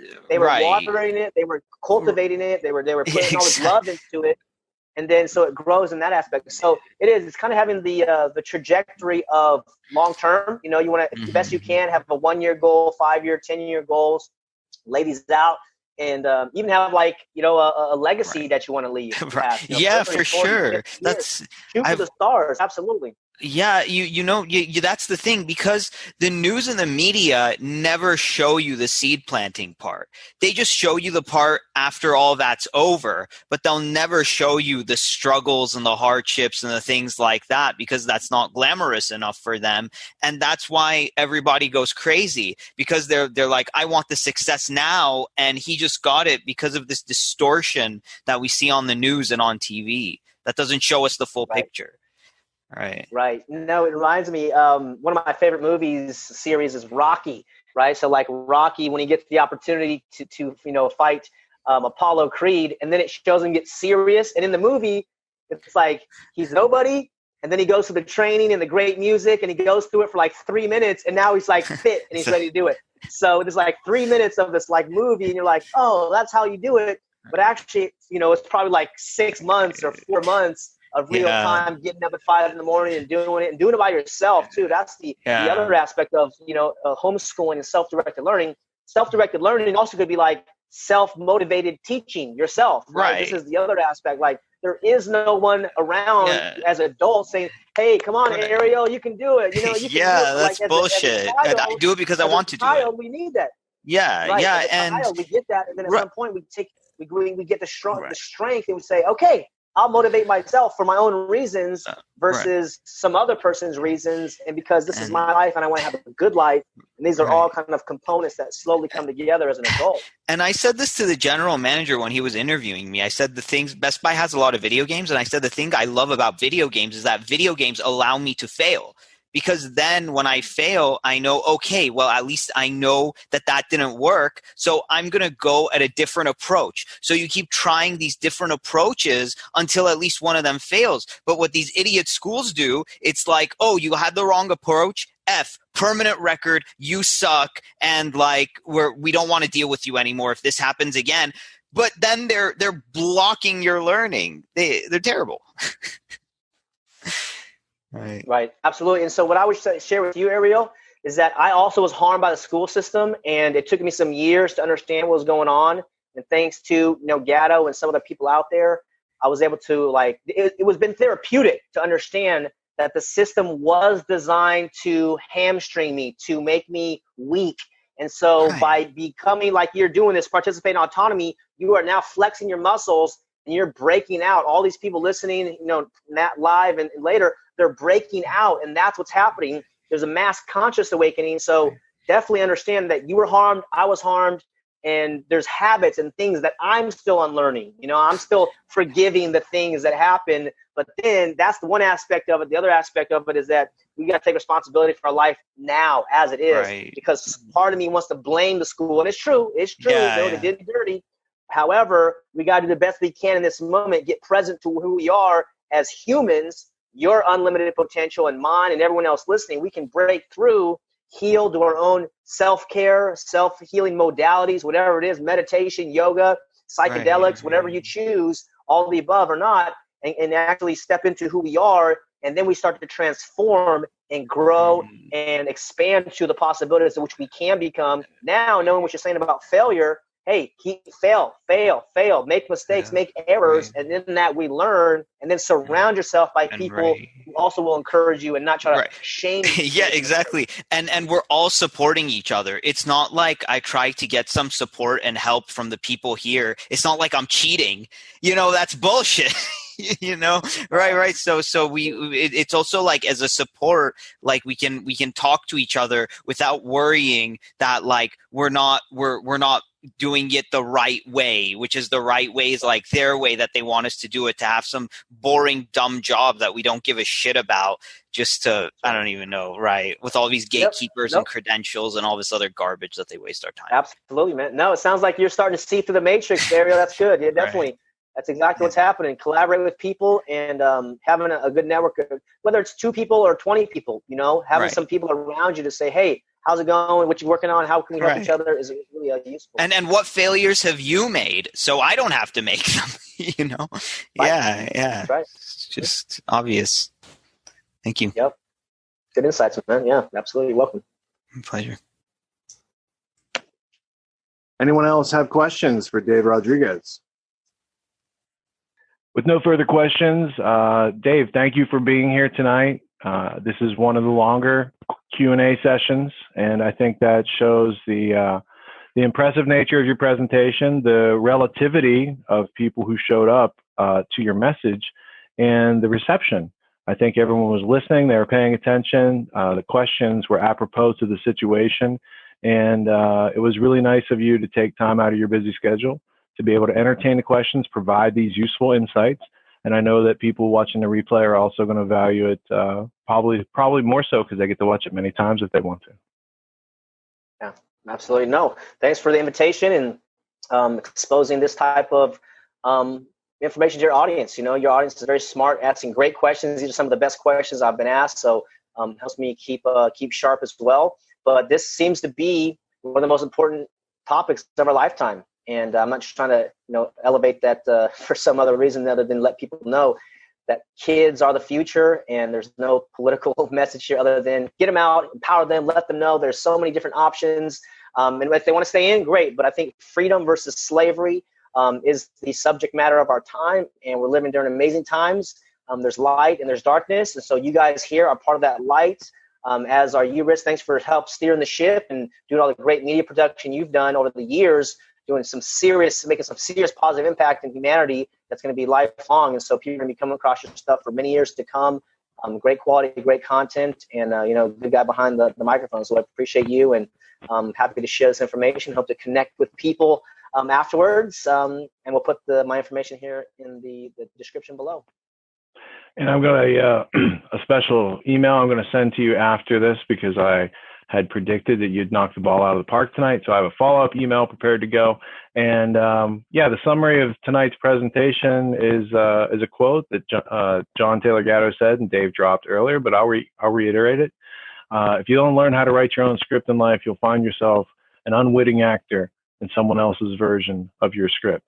So learn how to write your own script in life. And for everyone who showed up to the live presentation tonight, thank you for tuning in and not dropping out. And to those watching the replay, feel free to freely engage with each other on Discord about this conversation. I'm sure it'll continue for days to come. All right, have a good night.